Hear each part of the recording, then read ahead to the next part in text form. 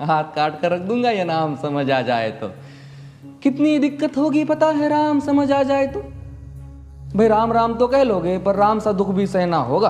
पहली चुनौती ये होगी कि मर्यादा में रहना होगा। आपने 25 दिसंबर को ये कविता अपलोड की राम पर। इस कविता का कोई शीर्षक भी रखा है आपने? जी राम ही रखे हैं। सिर्फ राम? बहुत मुश्किल शीर्षक लगा मुझे इसलिए मैंने राम रख दिया। भाई बात वहां तक फैल गई है कि यहाँ कुछ तो मंगल होने को है कि भरत से भारत हुए राज में सुना है राम जी आने को है। अवधपुरी का उत्सव है, कोई कसर नहीं, सब खूब मनाना। लेकिन मेरे प्रभु है आने वाले, रथ को उनके खूब सजाना। वो द्वापर में कोई राह तके है, मुझे उनको लेने जाना है। चलिए तो फिर मिलते हैं, हमें भी अयोध्या आना है। ये आपका आप YouTube चैनल देख रहे थे, इसका नाम है साइको शायर। ये इस नाम की क्या कहानी है? मैं चाहता हूँ कि ये जो बचपना है मेरी कविताओं का वो बना रहे और लोग मुझे एक पागल के तरीके से देखे, एक समझदार अपनी अपनी दुनिया का पागल। इसलिए साइको शायर नाम रखे थे। सोच रहे हो कौन हूँ मैं? चलो बता ही देता हूँ। तुमने ही तो नाम दिया था, मैं पागल कहलाता हूँ। नया नया हूँ यहाँ पे तो ना पहले किसी को देखा है। वैसे तो हूँ त्रेता से, मुझे कृष्ण किसी ने कलयुग भेजा है। शुरुआत में ये बस एक लाइन दिमाग में आई थी और इसका एक रीज़न है, राम लिखने का एक रीज़न है सर जी कि मैं मराठी हूँ। राम कृष्ण हरि सुनकर बड़े हुए। ये राजनीति का दाया बाया जितना मर्जी खेलो तुम, चेतावनी को लेकिन मेरी अपने जहन में डालो तुम। निजी स्वार्थ के खातिर अगर कोई राम नाम को गाता हो तो खबरदार अगर जुर्रत की और मेरे राम को बांटा तो। क्या इसलिए ये कविता बनी और लोगों ने प्रेम दिया और आपने प्रेम बहुत दिया, वायरल बुलाया। है ये तो। किस तरह के रिस्पांस मिले अभी इस कविता पे? लगभग 90% तो अच्छे ही मिले। कुछ हेट कमेंट्स भी आई, कुछ धमकियाँ, छोटी छोटी धमकियाँ, प्यारी प्यारी धमकियाँ?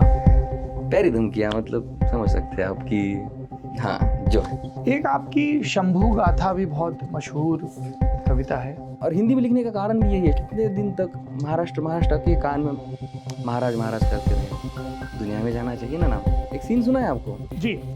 23 साल पश्चात संभाजी औरंग के सामने पेश हुए। नजारे का इस लुत्फ उठाने मुगल ज़्यादा खामोश हुए।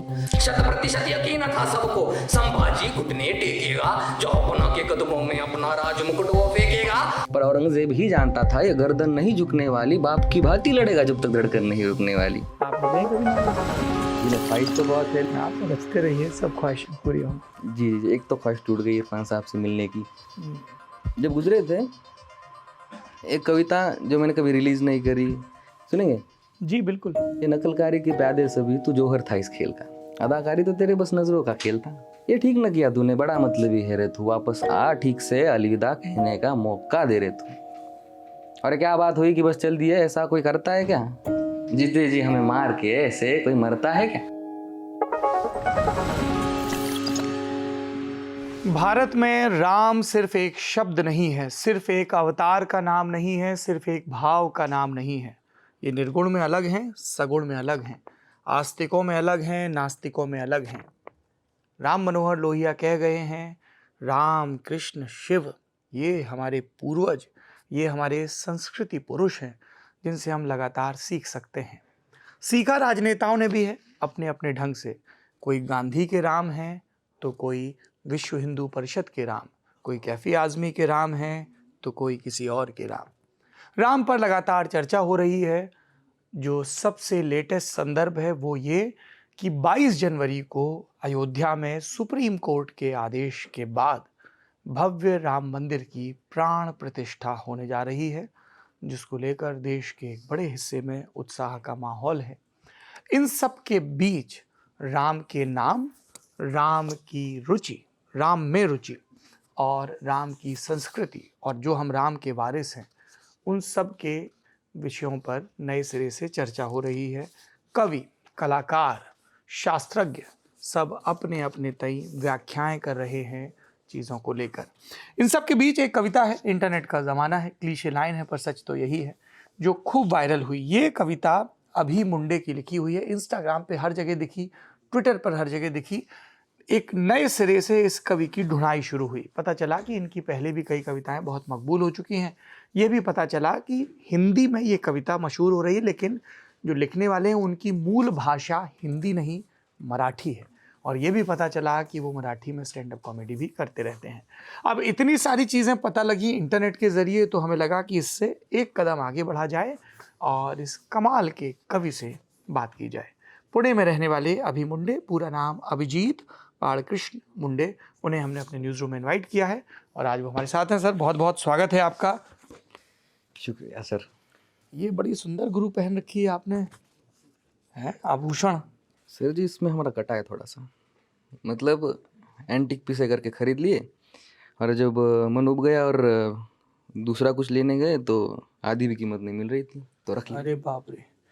अच्छा, वो ऑक्सीडाइज सिल्वर है तो उसको एंटीक करार दिया गया है। जी हाँ पर है सुंदर। जी, तो शुक्रिया। अब आप इसको इस स्मृति के साथ अपने दिमाग में रखें कि ये अच्छा दिख रहा है जी, यही रखना पड़ेगा अभी। है ना। जी जी छलावा भी एक किस्म का सबक होता है जी ये आपने पुणे में ही लिया था। जी हाँ, देखिए ये हमारा जो सरस्वती चिन्ह है, हम्म, ये सरस्वती चिन्ह भी है और ये जो सीकर ऑफ नॉलेज हैं, जो स्टूडेंट्स हैं, है ना, वैदिक काल से, वो ये उसको ये चिन्ह डिनोट करता है। ये भी मैंने वहीं पुणे से ही लिया था। ये भी ऑक्साइड सिल्वर का है, पर मुझे किसी ने एंटीक नहीं कहा। मुझे कह दिया सर। चलिए, अलग अलग यात्राएं। ये आपका यूट्यूब चैनल देख रहे थे, इसका नाम है साइको शायर। ये इस नाम की क्या कहानी है? ये एक बड़ा लूप होल है सर जी, मतलब एक एक एक आपसे सवाल पूछे। जी पूछिए। समझो रास्ते से कोई पागल जा रहा है और उसने आपको पत्थर मार दिया, समझो, तो लोग किस पे हंसेंगे? जाहिर सी बात है, आप वहाँ से जा रहे थे जो उस पत्थर का शिकार हुआ, सबसे पहले तो उस पे तो उस पे हंसेंगे। हंसेंगे। तो चलो सीन बदल देते हैं, रास्ते में चलते हैं और आप किसी से पागल को पत्थर मार रहे थे, लोग किस पे हंसेंगे? लोग आप पे बिगड़ेंगे कि आप एक पागल आदमी को पत्थर हाँ, मार रहे चिढ़ेंगे हो। आप पे। हाँ। तो देखिए, यही एक बड़ा लूप होल है कि कुछ चीज़ें मुझे लिखनी थी और मैं चाहता था कि लोग इसे सुने और जज करने से पहले शायर से जो आगे लिखा है साइको, उसको पढ़ ले, ताकि पागल को अपनी दुनिया में पागल रहने दे। वो वहाँ का राजा है, अपनी दुनिया में अगर उसको लाएंगे तो शायद मौके बल गिर जाए। तो बस यही बात थी कि साइको शायर नाम रखे। और दूसरा एक था कि ऊट पटांग लिखने की आदत थी पहले से। और ऊट पटांग से क्या मतलब है? ऊट पटांग मतलब एक 4 लाइनें हैं मेरी। जी।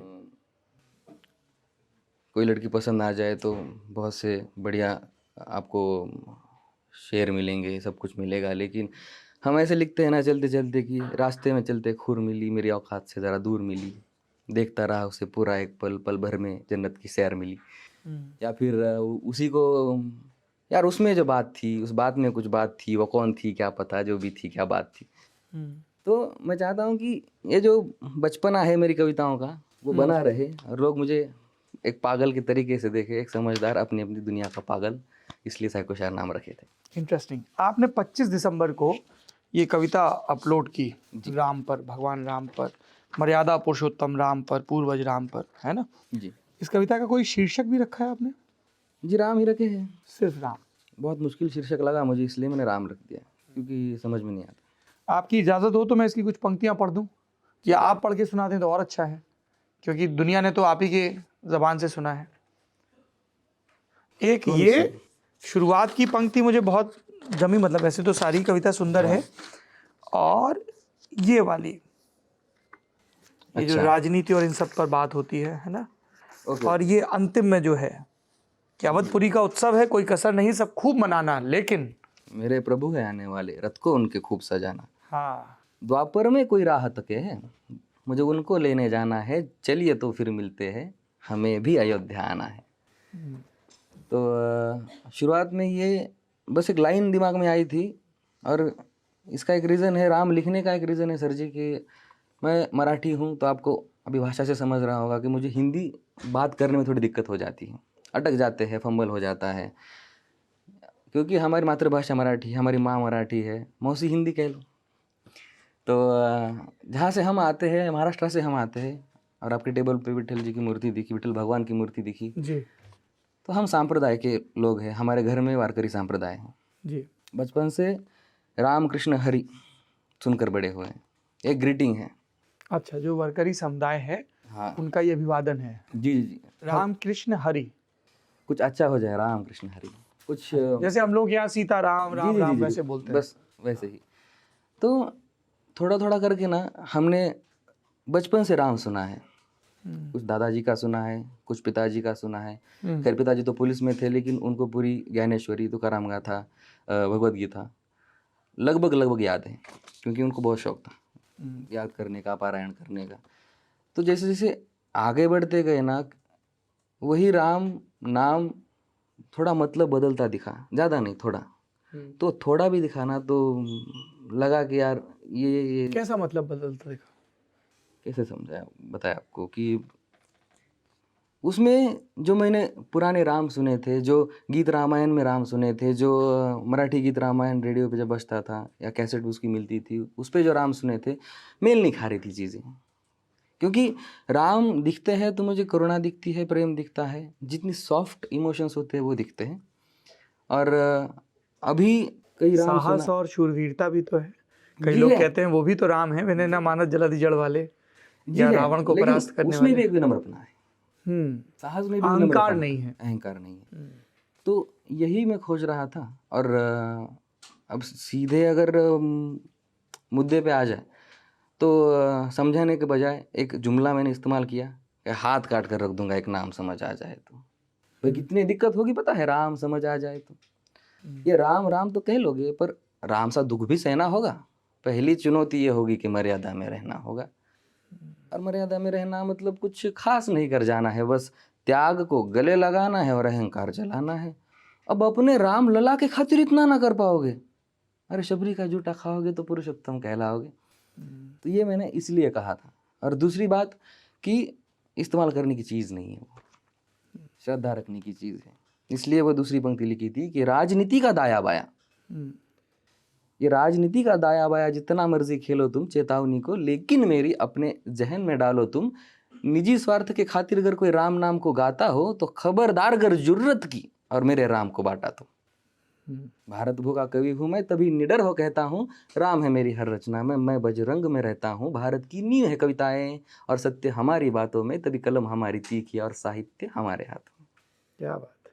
इसलिए ये कविता बनी और लोगों ने प्रेम दिया और आपने प्रेम बहुत दिया, वायरल बुलाया। है ये तो, बहुत वायरल है। और देखिए, वायरलिटी सफलता का या सार्थकता का पैमाना नहीं है, कसौटी नहीं है। बहुत सारी चीज़ें ऐसे ही वायरल हो जाती हैं, है ना। पर इसके साथ लोगों ने इसकी अनुभूति के साथ अपने आप को समाहित पाया। इसलिए और जो सबसे आखिरी में इसमें बात आती है कि ये जो है कि राम से मिलना, जी ये बहुत सुंदर पंक्तियां हैं। जी जी जी जी जी। यहाँ से लेके, मतलब ऐसे तो पूरी कविता है, लेकिन मुझे जो होता है ना कि हर कविता में, हर काव्य में कुछ मार्मिक प्रसंग होते हैं। वो लिखा था सर, क्योंकि हमारे यहाँ ना भगवान की अब देखिए, मैं इतना ज्ञानी नहीं हूँ कि भगवान की आराधना कैसी करनी चाहिए, क्यों करनी चाहिए बताएं। उसके लिए साधु जन है, संत जन है। लेकिन सोमवार शिव जी का, मंगलवार हनुमान जी का, शनिवार हनुमान जी का, तो ये चीज़ें हैं ना, ये बस स्टेटस, व्हाट्सएप स्टेटस तक ना रहे, थोड़े समझे भी। इसलिए मैंने वहाँ से शुरू किया था कि अघोर क्या है पता नहीं, बस शिव जी का वरदान चाहिए, ब्रह्मचर्य का इल्म नहीं, बस भक्त स्वरूप हनुमान चाहिए। भगवा क्या है क्या ही पता, लहराना सबको होता है, पर भगवा क्या है वो जाने, जो भगवा ओढ़ के सोता है। राम से मिलना, राम से मिलना, ये रट है और बहुत प्यारी रट है। लेकिन राम से मिलना है ना तुमको तो निश्चित मंदिर जाना होगा, पर उससे पहले भीतर जा संग अपने राम को लाना होगा। और तब बाद में लिखा था कि अवधपुरी का उत्सव है, क्योंकि ये उत्सव नहीं है, ये हर एक त्यौहार कह लो, और बहुत बड़ा त्यौहार है, भारत का त्यौहार है, सबका त्यौहार है। तो अवधपुरी का उत्सव है, कोई कसर नहीं, सब खूब मनाना, मेरे प्रभु हैं आने वाले, रथ को उनके खूब सजाना। वो द्वापर में कोई राह तक है, मुझे उनको लेने जाना है, चलिए तो फिर मिलते हैं, हमें भी अयोध्या आना है। बस यही एक सार था। किस तरह के रिस्पांस मिले अभी इस कविता पे? मतलब हमने तो अलग अलग हैंडल से मिलियंस ऑफ व्यूज़ देखे हैं, ट्विटर पर भी, जैसे मैंने पहले कहा जी जी जी है। सबने अपनी अपनी कमेंट्री भी जोड़ दी इसमें, जिसका जैसा भाव। हाँ, लगभग 90% तो अच्छे ही मिले हैं, बहुत बढ़िया मिले हैं, बहुत प्रेम दिया। उसमें से 90 में से 40 यूँ कह लो कि ऐसे रिस्पॉन्सेस ये तो मुझे कहना था। मेरी दिक्कत वहाँ नहीं है कि ये कविता मैंने लिखी, मेरी बस एक सवाल है सबसे कि मुझसे पहले किसी और ने क्यों नहीं लिखी, क्योंकि ये सब ने लिखनी चाहिए थी, सबके विचार मन में ये विचार बहुत पहले आना चाहिए था। खैर लिख दी तो हर एक मतलब जिन जिन ने सुनी तो उनका एक ही कहना था कि ये तो मेरी मन की बात कर रहा है, ये तो मेरी बात बोल रहा है। तो ये थी। और दूसरी कुछ हेट कमेंट्स भी आई, कुछ धमकियाँ, छोटी छोटी धमकियाँ, प्यारी प्यारी धमकियाँ? प्यारी धमकियाँ, मतलब समझ सकते हैं आप कि हाँ जो है उनको वजन ना देना ही जी। उनका सबसे अच्छा मैं चीज़ें बहुत जल्दी भूल जाता हूँ, मेरी आदत है, तो वो ये कमेंट्स वरदान है आपको, जी शुक्रिया। इस तरह की नफरतों को भूलना। एक आपकी शंभू गाथा भी बहुत मशहूर कविता है। जी ये छत्रपति शिवाजी के बेटे जी संभाजी महाराज पे। संभाजी महाराज पे, इसकी क्या कहानी है?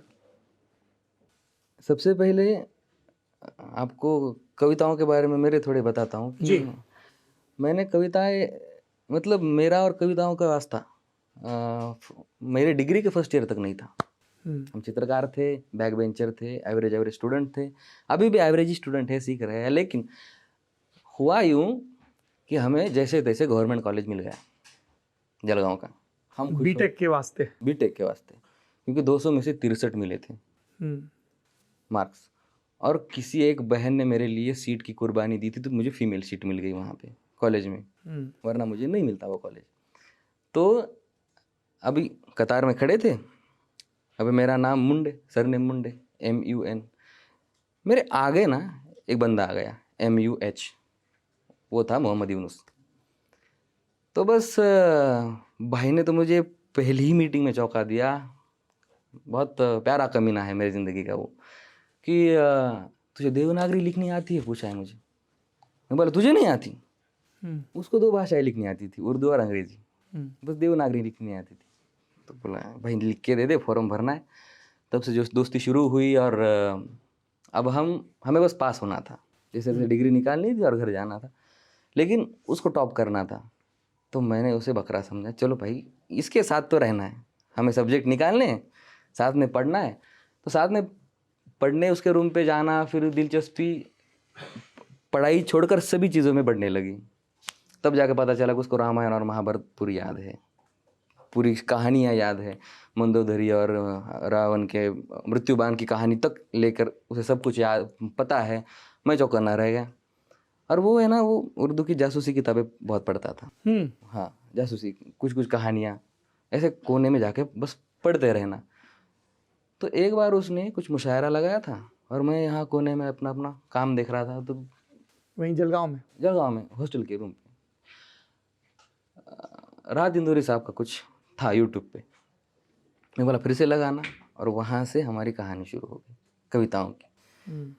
उसने मुझे एक एक करके थोड़ी सी मतलब बताना शुरू किया कि अरे राहत इंदौरी साहब को नहीं पता क्या? नहीं पता, मैं दुनिया से अनजान हूँ भाई, मुझे नज़्में गज़लों में फ़र्क पता नहीं है। हिंदी भाषा तो बहुत दूर की बात है, अभी तो बहुत सुधर गई है, बहुत गुलाबी हिंदी, मराठवाड़ा की तो बहुत ही गुलाबी हिंदी है। गुलाबी हिंदी? जब आपको नहीं पता? नहीं जी जी, जिसमें ज़्यादा मराठी कम हिंदी है तो उसको गुलाबी हिंदी। अच्छा। हाँ, तो गुलाबी हिंदी है वहाँ हमारी।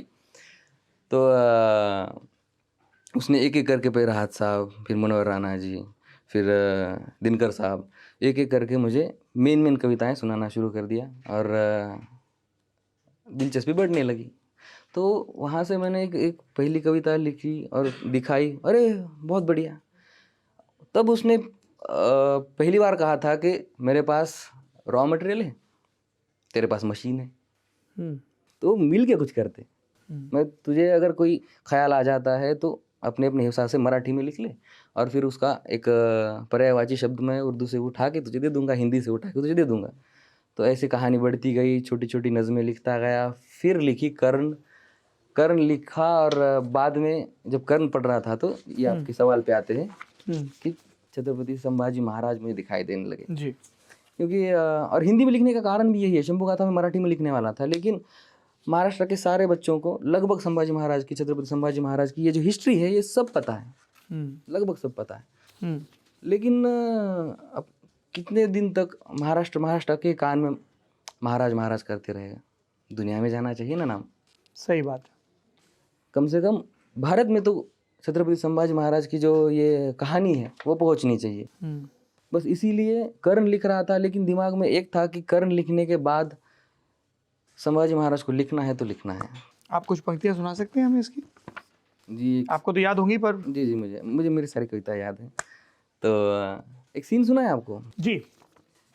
ये सीन है औरंगजेब और संभाजी महाराज जब आमने सामने आए, जब औरंगजेब ने संभाजी महाराज को पकड़ा और वो गिरफ्त में थे। तो पहली मुलाकात जब वो 8 साल के 9 साल के थे संभाजी महाराज, तब औरंगजेब से हुई थी। और आगरे का एस्केप कहते हैं उसे, आगऱ्याची सुटका बोलते मराठी में। तो उसके बाद सीधे यहाँ तक 23 साल बाद औरंगजेब ने बहुत कोशिश की कि संभा पकड़ में आ जाए, लेकिन वो है कि वो पकड़ में नहीं आ रहे थे। उसमें लिखा था मैंने कि 9 साल लड़ा, 9 साल बढ़ा, 9 साल से सीना तान खड़ा, 9 साल से औरंग जूझ रहा, बस एक फतेह की आस लिए, 9 साल दुआना दर्ज हुई, तस्बीह है इबादत पास लिए। यहाँ जमीन पे बैठा हाथी कैसे रोकता उड़ते परिंदे को, वो खुदा भी कैसे खारिज करता इस नेक खुदा के बंदे को। तो ये लिखा था मैंने कि गिरफ्त में नहीं आ रहे थे वो, तो गिरफ्त में आ गए। जैसे जैसे बहुत बड़ी हिस्ट्री है उसकी, धोखेबाजी से पकड़ा गया उनको।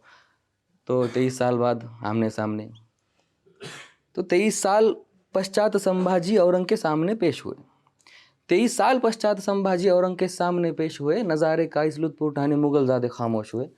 100% यकीन था सबको, संभाजी घुटने टेकेगा, जहाँ पना के कदमों में अपना राज मुकुट वो फेंकेगा। पर औरंगजेब ही जानता था ये गर्दन नहीं झुकने वाली, बाप की भांति लड़ेगा जब तक धड़कन नहीं रुकने वाली। अब सोचो तुम मौजूद वहाँ हो संभाजी औरंग के सामने, काँप उठेगा बदन तुम्हारा इन नज़रों की जंग के सामने। फतवाए आलमगीर एक तरफ और दूजी और सियासत आवाम, एक सिखाता शरीयत सबको, दूजे को हर धर्म समान। एक की शान और शौकत मतलब एक चौथाई विश्व आवाम, एक की दौलत इतनी ही बस बुद्ध कृष्ण सा जीवन कान। एक ने बदले धर्म कईयों के गर्दन पर रखकर शमशीर, एक ने सबको यही बताया हर मजहब की एक तामीर। अब तुम ही चुनो इन दोनों में से कहाँ पे धागे कच्चे हैं, औरंग गलत या संभाजी, ये तो हर कोई पूछे है। तब भी संभाजी के करीब आकर पूछे कुछ औरंग ने सवाल, लूट कहाँ रखी है संभा, हम सोच सोच कर हुए बेहाल। और हाँ ये भी बता दे कौन थे काफर अब तक जो तुझसे मिले हुए, हम पूछ पूछ के थक गए देख, पर सभी के मुंह यहाँ सिले हुए। संभाजी की नजर उठी तब होठों पे मुस्कान लिए, पैदा ही हम रुद्र हुए हैं हाथों पे अपनी जान लिए। मेरे बाप के पैरों में है दौलत, जा जाकर उसे तो हासिल कर, और इसी बहाने कदम छू लेना, पर पहले खुद को उस काबिल कर। और रही बात है तेरे दूसरे प्रश्न की, तो हम मिट्टी से बेईमान नहीं, अपनों की जान में अपनी जान, हम तुझ जैसे हैवान नहीं। भाई वो आलमगीर है, आग बबूला हुआ बादशाह ये अल्फाज सुनते ही, मनशा नहीं थी उसकी एक और लफ्ज भी सुनने की। ये नज़र तेरी चुभ रही है हमको, है याद दिलाती सिवा की उस, अभी भी उसको याद करूँ तो रोंगटे होते हैं महसूस। सरिया घुसा कर फोड़ दो इन्हें अब और ना हम सह पाएंगे, जुबा काट दो काफर की ताकि हर हर ना कह पाएंगे। नाखून उखाड़ो खालू देड़ो जब तक ना घुटने टेकेगा, हमसे बगावत का नतीजा आज जमाना देखेगा। अरे अमन जिसने सिखाया जगत को, उस कुरान का तो इल्म धरो। और कौन खुदा कहता है तुम इस हद तक गिर कर जुल्म करो। 1 2 नहीं 40 दिन आका के हुक्म पे अमल हुआ। हर रोज औरंग पूछ रहा क्या झुकने को वो कबूल हुआ, पर नहीं। हुजूर जुबा काटी आंखें फोड़ी, उसकी दोनों बाहें तोड़ी, नाखून उखाड़े खालू देड़ी, गोल घुमाकर टांग मरोड़ी, नमक लगाकर जख्म जलाए, गोश्त के टुकड़े को तो को खिलाए, पर मजाले शिकस्तों कबूल करे। हुजूर क्या हम कुछ भूल रहे हैं? अरे पहले तो तुमको हार मुबारक, चाल गलत तुम खेल रहे, सिर्फ जिस्म काटा है तुमने, संभाजी तुम भूल रहे। बचपन से है दर्द सहा वो, इसके लिए नई बात नहीं, क्या क्या घिनौने जख्म सहे है हरगिज तुझको ज्ञात नहीं। कलेजा नहीं है उसका वो बस पत्थर का एक गोला है, बड़ी बेदर्दी से भूतकाल में नियति ने जिससे टटोला है। नजरों की रोशनी छीनी पर नजरिया ना तुम छीन सके, अरे कहो कि कायर नजर को अपनी उसकी नजरों में दे ना सके। जुबा काटे चलो बता दिया तुम वाकई शास्त्र से डरते हो, हम राम कृष्ण को गाते हैं तुम बात शस्त्र से करते हो। इतनी आयतें पढ़कर भी मुगलों के पल्ले पड़ा नहीं, इतिहास खुद एक सबूत है शस्त्र शास्त्र से बड़ा नहीं। आखिर सर कलम का हुक्म सुना वो खुद के घमंड को मार गया, आलमगीर मुइनुद्दीन मोहम्मद संभाजी से हार गया। शुक्रिया। तो ये अंतिम सर्ग है। The way you narrate it, जिस तरह से आप सुनाते हैं जी, आप थिएटर भी करते हैं क्या? जी, थिएटर का और मेरा कुछ ताल्लुक नहीं है। पर बहुत ही भाव प्रवणता के साथ आवाज़ का आरोह अवरोह बहुत ही जी, फ़िल्में बहुत देखते थे और जी। जब अभी आपने मकबूल का ज़िक्र किया, हुँ, तो उस इंसान से शुरू हुआ फ़िल्में देखना। हुँ, मैंने ऐसे ही जाने-अनजाने में बिल्लू बार्बर देखी थी। हुँ, पता नहीं था इरफ़ान खान कौन है। हुँ, मतलब पता था कि एक एक्टर तो है, हुँ, लेकिन कैसा है, क्या है, पता नहीं। तो बहुत गुस्सा है मुझे उन पर फ़िलहाल। जब वो गुज़रे तो रोना आ गया था, बहुत रोना आ गया था, बहुत मायूस हुए थे क्योंकि एक ख़्वाहिश थी कि बस उनसे ऐसे हाथ मिलाना है एक बार, लेकिन वो टच करना है लेकिन नहीं रहा। तो फ़िल्में और जो मेरा मतलब जिसके मैं साथ रहता हूँ, मेरा एडिटर जो है, वो बहुत एंटीक फ़िल्में उठा के लाता है और ज़बरदस्ती कौन है आपके एडिटर? जी, बंसी कृष्णा नाम है उनका। बंसी कृष्णा। हाँ, तो बहुत एंटीक फ़िल्में, पाकिस्तानी फ़िल्में दिखाते हैं, दूसरे भाषा की फ़िल्में दिखाते हैं। पाकिस्तान की फ़िल्मों के बारे में मेरा अलग ख़्याल था, लेकिन जब जॉयलैंड और कमली देखा, हुँ। तो बहुत खूबसूरत प्रोडक्शन की हाँ, ये हालिया दिनों में वहाँ 1-2 अच्छी फ़िल्में बनी। जी, जी। जॉयलैंड तो बहुत कमाल की बहुत फ़िल्म है। खूबसूरत बहुत फ़िल्में बनी। इंटरनेशनल सर्किट में देखी गई। तो ऐसी फ़िल्में देखता गया और इरफ़ान साहब को देखता गया, फिर धीरे-धीरे नाना पाटेकर जी को बहुत देखता गया। बहुत बहुत सारी कमेंट भी आई है कि आप नाना को इमिटेट कर रहे हो। हुँ। हालाँकि मेरे दिमाग में नहीं था ये, पर अगर कर ही रहे तो अच्छी बात है, कर रहे हैं तो कर रहे हैं। आप मिले हैं कभी नाना से? जी नहीं, ख़्वाहिश तो बहुत है लेकिन किसी के ज़रिए मिलना मुझे भाता नहीं है। जब बुलाएँगे तब जाएँगे। बहुत लोगों से मिलना है, बहुत लोगों को कविताएँ सुनानी है, बहुत बड़ी लिस्ट है और देखते हैं। आप रचते रहिए, सब ख्वाहिशें पूरी होंगी। जी, जी, एक तो ख़्वाहिश टूट गई इरफ़ान साहब से मिलने की। हुँ, जब गुज़रे थे, एक कविता जो मैंने कभी रिलीज़ नहीं करी, कहीं पोस्ट नहीं करी। एक एक रीज़न है कि जो मैं एक्सप्रेस कर सकता हूँ किसी के सामने वो शायद वो रिकॉर्डेड में ना हो, इसलिए मैंने कभी रिलीज़ नहीं करी। सुनेंगे? जी, बिल्कुल। जी, इरफ़ान साहब की याद में, ये नकलकारी के प्यादे सभी तू जौहर था इस खेल का। अदाकारी तो तेरे बस नज़रों का खेल था। ये ठीक न किया तूने, बड़ा मतलबी है रे तू, वापस आ ठीक से अलविदा कहने का मौका दे रे तू। और क्या बात हुई कि बस चल दिए, ऐसा कोई करता है क्या? जीते जी हमें मार के ऐसे कोई मरता है क्या? मेरे जैसे कितनों ने सपना देखा था, एक तस्वीर खिंचानी थी तेरे साथ, ये अंग्रेजी फिल्मों की दुनिया हमने पहचानी थी तेरे बाद। ये पान सिंह से पाए, मेट्रो से मदारी, तेरी कलाकारी को सलाम है। इंसानियत में तो राम सा और अदाकारी में कलाम है। और क्या खुदगर्ज है ये खुदा के, अदाकारी के खुदा को खुद ही के पास रख लिया कि खुदा भी तुझसे जुदा ना रह सका, या आज खुद ही की आंखों से देख लिया। पर चल जा, माफ़ किया, मोहब्बत जो है तुझसे, तू जहाँ रहे खुश रहे, आबाद रहे, महफूज रहे। पर वापस तो आना पड़ेगा तुझे एक दिन, फिर चाहे फरिश्तों में तेरी गिनती हो या खुदा तेरा मकरूज रहे। क्या बात उनके लिए लिखी थी, लेकिन सपना अधूरा नहीं कह सकते। उन्हें देखता रहता हूँ। अभी स्कॉर्पियो आई थी, हाँ, अनूप सिंह की बहुत कमाल की फ़िल्म है ये। बहुत खूबसूरत फिल्म है, तो उनकी सारी फिल्में देखता हूँ। और नाटक करना था लेकिन कुछ अलग प्लान था ज़िंदगी का। जिस कॉलेज में मैं था तो वहाँ पे नाटक की उतनी स्पर्धा, हमारे यहाँ पुरुषोत्तम करंडक करके है महाराष्ट्र में, तो पुरुषोत्तम फिरोदिया ऐसे करंडक, क्योंकि मैं बस नाम सुनता था कि ये बहुत बड़ी कंपटीशन होती है नाटकों की, लेकिन करने का कभी मौका नहीं मिला क्योंकि हम खानदेश में पढ़ पढ़ रहे थे। तो एक चीज़ है कि जिस चीज़ की आपने अभी कुछ कहा था कि कुछ ख्वाहिश है, क्या कहा था आपने? तो वैसा कुछ। ये कुछ ख्वाहिशें अधूरी रहनी चाहिए, वापसी की वजह बनी रहती है। जी, वापसी की वजह है मेरे नाटक या नाटक का मंच, पर नहीं हो पाया, देखते हैं। स्टैंड अप कॉमेडी कैसे शुरू हुई बीटेक के बाद? मराठी भाषा में करते हैं आप स्टैंड अप कॉमेडी? जी, अभी किए तो बहुत दिन हो गए, लेकिन पहले स्टैंड अप कॉमेडी से शुरू हुआ था क्योंकि स्टेज पर मैं चढ़ा डिग्री के फ्रेशर्स पार्टी में। हुँ, तब तक स्टेज और मेरा कोई लेना देना नहीं, माइक और मेरा कोई लेना देना नहीं, लेकिन फ्रेशर्स पार्टी में आपके पास दूसरा कोई रास्ता नहीं रहता। हुँ, आपको चढ़ना ही पड़ता है और आपको कुछ ना कुछ तो करके दिखाना पड़ता है। तो बस यही एक बात थी कि मैं स्टेज पे चढ़ गया और हमारे बहुत प्रिय कवि थे महाराष्ट्र के मंगेश पाडगांवकर जी। तो उनकी प्रेम म्हणजे प्रेम असतं, मतलब प्रेम होता है। एक पद सुनाइए ना। प्रेम म्हणजे प्रेम असतं, तुमचं आणि आमचं अगदी सेम असतं। तो पूरी याद नहीं है मुझे, पर ये एक इस जुमले से आप समझ जाओ कि आपका और हमारा। और फिर उन्होंने बहुत सी चीज़ें उटपटांग कही है, बहुत प्यारी उटपटांग कही है, लेकिन अंत में वो यही कहते कि प्रेम मंजे प्रेमस्त। तो ये कविता मैंने परफॉर्म की, तब लगा ना कि यार ये माइक है ना, ये बहुत बड़ी चीज़ है। बहुत ज़्यादा बड़ी ही और बहुत जिम्मेदारी की। बहुत ज़्यादा बड़ी चीज़ है, क्योंकि मैजिक लगा मुझे कि और मैं कुछ कह रहा हूँ और 200 लोग सुन रहे हैं, और मेरी आंखें उन बाकियों की आंखों से अलग बैठी है और मेरी तरफ देख रही है। तो उतरने में ना जी हिचकिचा रहा था, स्टेज से जब उतर रहा था, डरते डरते ऊपर आया, लेकिन उतरते वक्त कि यार फिर से वही घुल मिल जाना, उन आंखों में गुम हो जाना, बस इसी चीज़ का डर था। तो फिर एंकरिंग शुरू कर दी, कैसे भी करके स्टेज पे वापस चढ़ना था। तो एंकरिंग में हमें कोई फीमेल पार्टनर कभी मिली नहीं, 4 साल बहुत खोजा लेकिन नहीं मिली। तो अकेले एंकरिंग करते थे, इनफॉर्मल एंकरिंग करते थे। धीरे धीरे एंकरिंग में थोड़े जोक ऐड करते गए। फिर ओपन माइक नाम की कोई चीज़ होती है पता चला, और अब अभी तो हमारे क्लब है, बहुत प्यारा क्लब है, ऑरेंज कॉमेडी क्लब पुणे में, जो हम रन करते हैं। मैं ऑरेंज कॉमेडी क्लब। जी हाँ, कपिल अग्रवाल उसके फाउंडर है, और फिर एसोसिएट फाउंडर अक्षय निरोड़े जी हैं। तो ये बात है ना कि ओपन माइक क्या था ये भी पता नहीं था, लेकिन ओपन माइक नहीं करोगे तो आपको मंच नहीं मिलेगा, एक खौफ था। तो जलगांव से ट्रैवल्स पकड़िए, पुणे आ जाइए, ओपन माइक करिए, फिर वापस। कितनी दूर है जलगांव से पुणे? एक रात, अभी गिनाना नहीं है मैंने, एक रात को 11 बजे बैठना और सुबह 5 बजे पहुंच जाना पुणे में।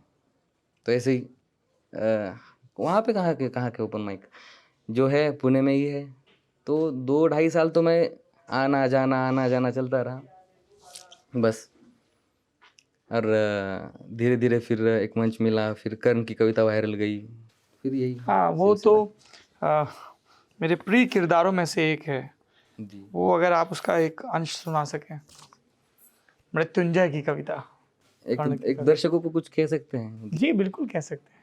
कि देखिए, बहुत लोग कहते हैं कि आपने ट्रेलर डाल के, मतलब डालने के बाद 2 साल हो गए, अभी आप कर्ण रिलीज कब करेंगे, जो दीर्घ कर्ण है, जो संपूर्ण कर्ण है। जी, जो वायरल गई थी तो वो तो 3 मिनट की कविता थी, लेकिन ये जो पूरी कविता है तो ये रिलीज नहीं होगी शायद जल्दी, क्योंकि यही एक चीज़ है, यही एक जरिया है कि आप इस गरीब का शो देखने आते हैं और टिकटें खरीदते हैं।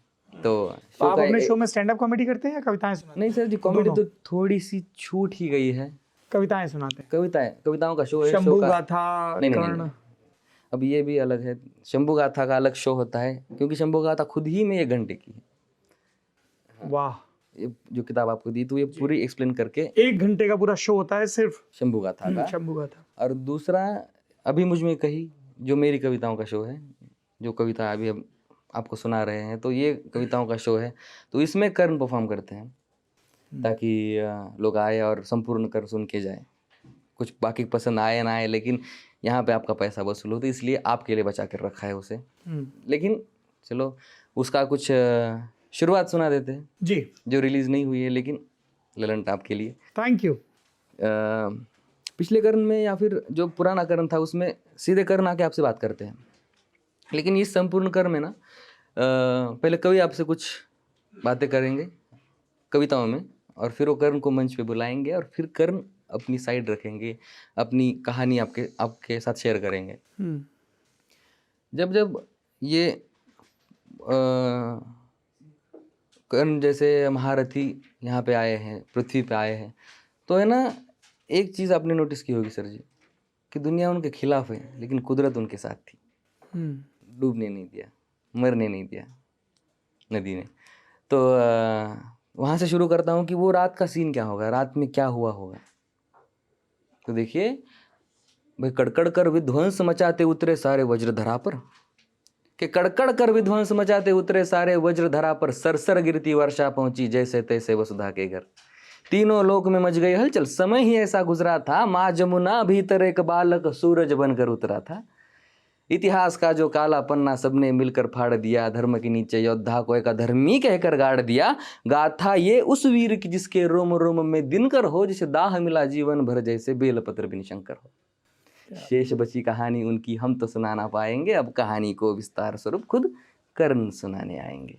और यहाँ से कर्ण आइएगा और सुनिएगा, आप भी आइएगा सर जी। जी बिल्कुल। दिल्ली में जरूर शो करेंगे। हाँ जी। हाँ आप मुझे खबर करिएगा।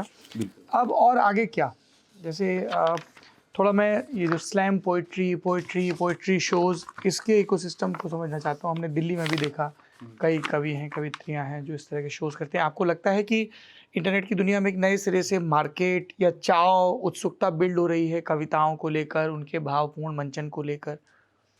जी हाँ, नए नए लोग लिख रहे हैं और व्याकरण पूर्ण कविताएं लिख रहे हैं, व्याकरण का सही इस्तेमाल करके हालांकि मुझे बहर में लिखना नहीं आता, तो मैंने शायर ऐसे ही लगा दिया है। मैंने अभी आज तक एक शेर नहीं लिखा जिस व्याकरणी रूप से करेक्ट हो, मात्रा मात्रा सम्मत, बहर मात्रा से सम्मत। बहर सम्मत। तो हर बार लोग कहते हैं कि यार व्याकरण सीख लेना, मैं कहता हूँ नहीं यार, तुम बहर में लिखो, मैं लहर में लिखूंगा। हाँ, तो ये एक चीज़ है, लेकिन बहुत बढ़िया लिख रहे हैं। मैं कुछ भी नहीं, मेरे बहुत दोस्त जो है बहुत ही बताइए कुछ अच्छे कवियों के नाम बताइए जो मराठी भाषा के युवा कवि हों, कवित्रियाँ हों, जी। जिनका काम हम लोगों को ज़रूर देखना चाहिए। एक दोस्त है अपूर्व राजपूत जी, मराठी कविताओं में बहुत बहुत बेहतरीन कविताएं लिखते हैं। एक लाइन सुनाते हैं उनकी कि वासनेचे वासना वासनेचे अन मनाचे युद्ध होणे हेच असते माणसाचे बुद्ध होणे। तो इतना बढ़िया क्या जुमला, बात, कितनी सुंदर बात। कितनी सुंदर बात है। तो ऐसे लिखते हैं। मराठी गज़लों की दुनिया बहुत बड़ी है। हम्म, सुरेश भट्ट जी की कृपा कि उनसे ये गज़लों का सिलसिला शुरू हुआ, मराठी में है। हालांकि हिंदी दोस्त ज़्यादा नहीं है मेरे, मैंने बनाने की बहुत कोशिश करी लेकिन उन तक पहुंच नहीं पाया, या हिंदी ऑडियंस तक नहीं पहुंच पाया मैं, क्योंकि आप पहुंच रहे हैं।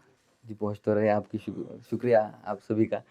लेकिन बहुत एक खल रहती थी यार जहन में कि मैं हिंदी तो लिख रहा हूँ लेकिन मेरी हिंदी परखने वाला कोई नहीं है, क्योंकि मराठी लोग बहुत प्रेम से देखते हैं और उनको उतनी हिंदी आती जितनी मुझे आती है, तो नुस्खे से निकालेंगे गुलाबी हिंदी। गुलाबी हिंदी।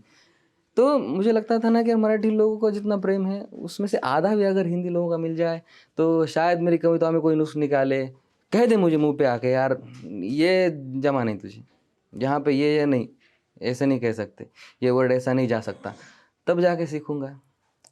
तो यही एक बात है। मराठी में भी लिखते हैं? जी लिखते हैं। कुछ मराठी में सुना दीजिए बिफोर वी क्लोज। मराठी में क्या सुना है सर जी, बहुत कुछ लिखा है मराठी में। एक विठल भगवान की कविता। जी बिल्कुल, विठल भगवान विठो आप कोरोना सुनाइए। के पीरियड में पहली बार हुआ था कि विठल जी की वारी मिस हो गई थी, सब घर पर थे। हम्म, तो एक एक इमेजिन कीजिए कि अभी विठल रुक्मिणी जी आपसे मिलने आपके गाँव आए, उनका भी तो बनता है ना, इतने साल से हम जा रहे हैं, तो उनका भी तो कभी ना कभी बनता वो है। तो वैसे ही अपने हाँ। दरवाजे पे हमारे इंतजार में यूं खड़े रहते हैं। तो अब इसका मैं, ये पूरी मराठवाड़ी और ग्रामीण भाषा है, तो आपको समझ में आए तो बहुत आप समझाइए, फिर हम पद पहले मराठी में समझा दीजिए, फिर हिंदी नहीं, में मैं समझ ऐसे लीजिए। पहले बोल दूंगा पूरी कविता जी, जी। और फिर आपको एक्सप्लेन कर दूंगा, धीरे धीरे बोलूंगा। एक एक बुढ़िया है गांव में, वो डांटती है विठल भगवान को जो पंढरपुर में बैठे है हम्म, कि ये पैरों के तले जो तेरी क्या कहते हैं इसको, ब्रिक को क्या कहते हैं हिंदी में? ईट। ईट कहते हैं जी, सॉरी। तो ये ईट छोड़ के, मराठी में क्या कहते हैं? Wheat wheat wheat wheat. हाँ, तो ईट छोड़ के कभी आ जा यहाँ हम्म, और हमें आके मिलना, क्योंकि हम नहीं आ पा रहे इस कोरोना के चलते, इस अकाल के चलते। तो वो डांटती है कि सोड ईट पाया खाली, घाल पंढरी पाटीला, सवाशिणीला घेऊन यंदा घरी ये इठ्ठला, धर यष्टी गावाकडली मोहर बस खिडकीला, खड्डे लैर वाटणी व कंबरड मोडशीला, उतरल्या पाठी दिसेल गावाची, नाव दिसणार नाही पाठी जुनी आहे कवाची, धर हात बायकोचा थेट चालायला लाग, घर तिथंच आहे र माझं आपल्या मारुतीच्या मागं। फिर विठ्ठल भगवान आ जाते, फिर आला का रे बाबा, थांब दारातच तिथं, सून पहिल्यांदा आली या नग मोडायला रित, तू नाव घे ग रुक्मिणे, माझं झालं वाळून, कशी लाजती या बघा गेले गालला लावून, घे नाहून इठ्ठला आलंय आदन पाण्याला, नव धोतर त्याच्या बाच धाडलंय आनाया सोन्याला, आणि तू चल ग माया बरं लई कामं पडल्या ती, उद्या एकादस हाय लाग मळ्याला वाती, आला अरे बापा बस घाल मांडी, जरा खाऊन घे बघ, वारी चुकली आमची झाली तुझी दगदग, निरशा दुधात खाय भाकरी चुरून, आणि पड जरा आता मैं आले शेताकून, धाव रे विठ्ठला वापस आ जाती है फार्म से, धावरे विठ्ठला हे सरपान लई जड, उचलू लाग जरा केलं वयानं अवघड. मग कशी आहे पंढरी आणि तू बरा आहेस ना बाबा, जरा बस मायापाशी हैस कवापासून उभा. ये सब होते हुए देखते एक आदमी खुद से ही बात कर रही है ना बढ़िया, तो रो रही है. और एक आदमी देख लेता है कि ये खुद से क्या बातें कर रही है. वो तो विठल से कर रही है लेकिन देखने वाले को लगेगा खुद से बातें कर रही है.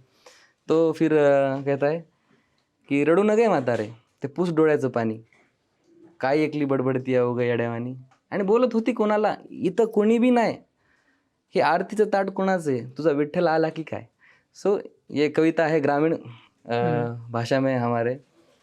तो ये लगभग क्या है कि विठल जी को बुलाती है घर आ जाइए, और फिर थोड़ी टीजिंग होती है रुक्मिणी जी की, और फिर विठल जी को कहते हैं कि जा, मैंने धोती लाने के लिए भेजा है उसके बाप की, किसको, एक बच्चे को गाँव के, वो पहन ले, नहा ले, और फिर आके खाना खाने बैठ जा, तब तक मैं खेत से होकर आती हूँ. क्योंकि विठल भगवान हमारे लिए भगवान नहीं है, घर के सदस्य हैं हर घर में, महाराष्ट्र के हर घर में.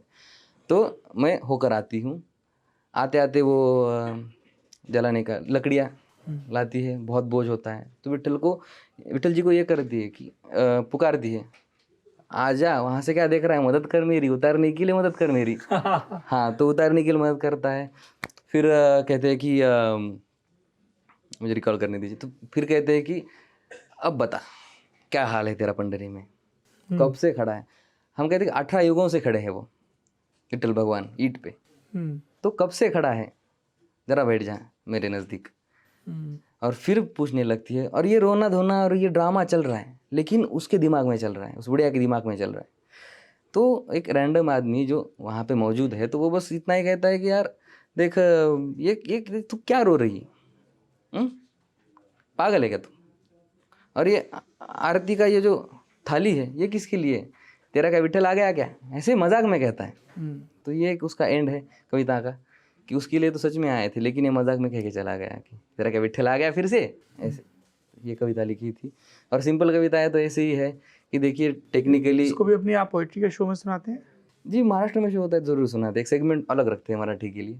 अच्छा. और बहुत अलग अलग कविताएँ हैं. महाराष्ट्र के बाहर भी शो करते हैं अभी आप? नहीं किया अभी तक, हिम्मत नहीं जुटा पाए, क्योंकि एक फुल टाइम आर्टिस्ट का यही होता है. सीधे शब्दों में कहे तो वो लिखते हैं महफिलों में कहर ढाने के लिए, हम लिखते हैं गांव से शहर जाने के लिए. तो ये जिंदगी का हमारे मायना है. जब पूरा कॉन्फिडेंस आ जाएगा 100% कि हम दिल्ली में शो कर सकते हैं, हम यहाँ वहाँ शो कर सकते हैं, तो ज़रूर आएंगे. मुझे बहुत दिली तमन्ना है.